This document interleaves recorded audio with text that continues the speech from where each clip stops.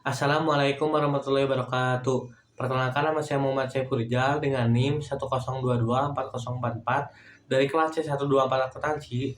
Di sini saya akan membuat video untuk memenuhi tugas evaluasi akhir semester mata kuliah akuntansi keuangan menengah. Di sini saya akan menjelaskan materi tentang liabilitas jangka panjang. Langsung saja kita bahas. Nah, yang pertama ada pengertian liabilitas jangka panjang. Liabilitas jangka panjang atau long term liabilities adalah kewajiban keuangan perusahaan yang harus diselesaikan dalam waktu lebih dari 1 tahun atau satu siklus operasi normal, yang mana yang lebih lama. Kewajiban ini tidak segera jatuh tempo dan biasanya digunakan untuk mendanai aktivitas jangka panjang seperti ekspansi usaha, pembelian aset tetap, atau restrukturisasi keuangan. Selanjutnya ada ciri-ciri liabilitas jangka panjang. Yang pertama, jatuh tempo lebih dari 12 bulan sejak tanggal pelaporan keuangan. 2. Digunakan untuk pembiayaan jangka panjang. 3. Mungkin disertai bunga atau kewajiban tambahan lainnya. 4. Atau terakhir, seringkali memerlukan pengungkapan tambahan dalam pelaporan keuangan. Selanjutnya ada jenis-jenis liabilitas jangka panjang. Yang pertama, pinjaman bank jangka panjang. Merupakan pinjaman dari bank dengan jangka waktu pelunasan di atas 1 tahun. Contohnya, kredit investasi, pinjaman hipotek, dan sebagainya. Yang kedua, obligasi. Obligasi adalah surat ulang jangka panjang yang diterbitkan perusahaan kepada investor dengan tingkat bunga dan jatuh tempo tertentu. Investor akan menerima kupon bunga secara berkala. Nah, yang ketiga ada sewa pembiayaan atau leasing. Perusahaan menyewa aset, misalnya kendaraan atau alat berat, untuk jangka panjang dan wajib membayar cicilan tertentu. Yang keempat, liabilitas pajak tangguhan. Merupakan pajak yang ditangguhkan pembayarannya karena adanya perbedaan waktu antara akuntansi komersial dan perpajakan atau temporary difference. Yang kelima, ada imbalan pasca kerja. Kewajiban perusahaan kepada karyawan setelah masa kerja selesai, seperti pensiun, uang pesangon, atau tunjangan hari tua. Nah, di sini saya akan lebih dalam memperjelas tentang utang obligasi. Utang obligasi merupakan salah satu sekuritas yang diterbitkan oleh entitas untuk memperoleh pandangan atau pihak ketiga yang bersifat jangka panjang, di mana entitas akan menyelesaikan obligasi di masa depan saat jatuh tempo dengan menyerahkan sejumlah dana berupa pokok beserta bunga. Obligasi merupakan salah satu contoh liabilitas keuangan yang diatur dalam PSAK 71 tahun 2018 Instrumen Keuangan. Obligasi akan diterbitkan pada nilai wajar dan selisih antara nilai wajar dengan nilai nominal bila ada akan diakui sebagai premil atau diskonto. Setelah pengakuan awal, liabilitas keuangan akan diukur pada biaya perolehan yang diamortisasi kecuali entitas mempunyai intensi lain. Nah, selanjutnya ada penilaian utang obligasi. Penerbitan obligasi ke publik emiten harus 1. Menetapkan penjamin emisi. 2. Mendapatkan persetujuan regulasi atas penerbitan obligasi, menjalani proses audit, dan menerbitkan prospektus. 3. Memiliki sertifikat obligasi tercetak. Yang selanjutnya ada penilaian utang obligasi. Harga jual atas penerbitan obligasi ditetapkan oleh 1. Mekanisme permintaan dan penawaran. 2. Resiko relatif. 3. Kondisi pasar. Dan keempat, keadaan ekonomi.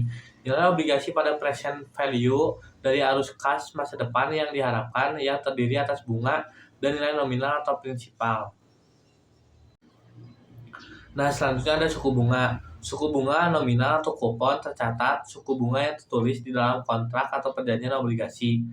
Emiten menetapkan suku nominal, dinyatakan sebagai persentase nilai nominal obligasi atau PAR. Suku bunga pasar atau effective yield sama dengan suku bunga yang memberikan tingkat pengembalian sepadan dengan risiko. Merupakan nilai sesungguhnya yang diterima pemegang obligasi.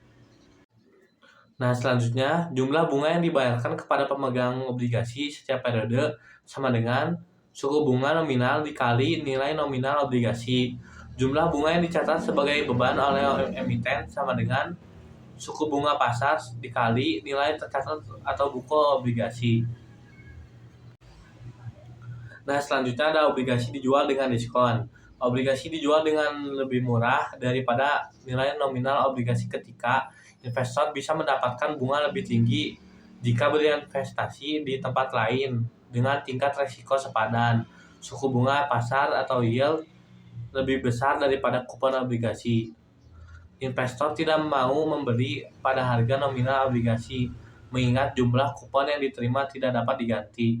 Karena investor membeli obligasi lebih murah daripada nilai nominalnya, maka investor tetap mendapatkan tingkat pengembalian efektif atau suku bunga pasar atau yield.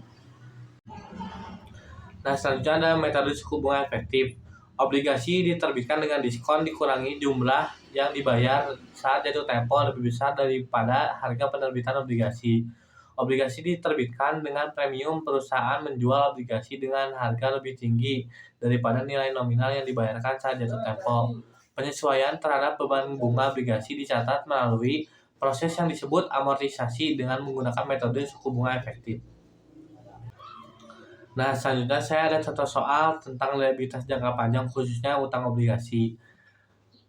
Soalnya, PT Sukses Abadi menerbitkan obligasi nominal sebesar 1 miliar pada tanggal 1 Januari 2024 dengan bunga atau kupon 10% per tahun. Dibayarkan setiap 31 Desember, jatuh tempo obligasi adalah 5 tahun. Obligasi dijual dengan harga 95% dari nilai nominal. Pertanyaannya, 1. Hitung jumlah kas yang diterima dari penerbitan obligasi. 2. Buat jurnal saat penerbitan obligasi.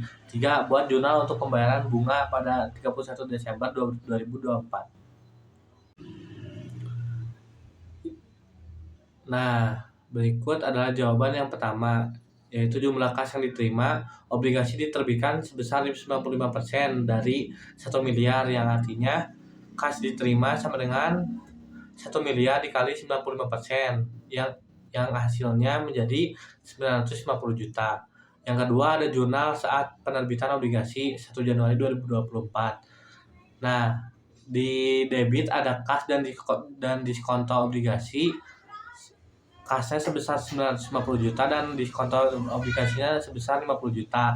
Sedangkan di kredit ada di utang obligasi sebesar 1 miliar. Penjelasannya, kas sama dengan nilai yang diterima perusahaan.